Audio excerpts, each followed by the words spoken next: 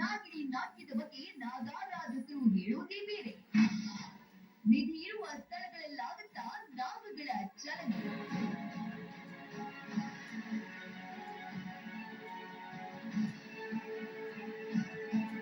ಉಳಿದದ್ದರದ್ದು ಒಂದು ರೀತಿಯ ವಾದವಾದ್ರೆ ಜ್ಯೋತಿರ್ವಿಜ್ಞಾನಿಗಳದ್ದು ಮತ್ತೊಂದು ರೀತಿಯಾದಂತಹ ಅಭಿಪ್ರಾಯ.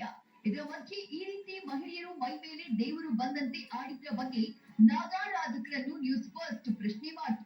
ಈ ವೇಳೆ ಅವ್ರು ಹೇಳಿದ್ದೇನು ಗೊತ್ತಾ? ಕೆಲವೊಂದು ಮನುಷ್ಯನ ದೌರ್ಜನ್ಯಗಳಿಂದಾಗಿ ನಾಗರ ಹಾವುಗಳಿಗೆ ವಾಸ ಸ್ಥಳವೇ ಇಲ್ಲದಾಗಿರುತ್ತೆ. ದೈವಿಕ ಕ್ರಿಯೆಗಳು ನಡೆಯುವ ಸ್ಥಳಗಳಲ್ಲಿ ನಾಗರ ಹಾವುಗಳು ಬರುವುದು ಸಹಜ.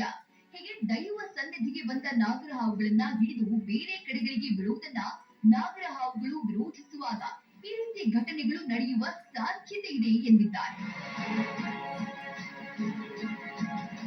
ನಾಗಗಳಿಗೆ ಆ ವಾಸಸ್ಥಾನವನ್ನು ನಾವು ಅವರ ಮನೆಯನ್ನು ನಾಶ ಮಾಡಿದಾಗಿದೆ.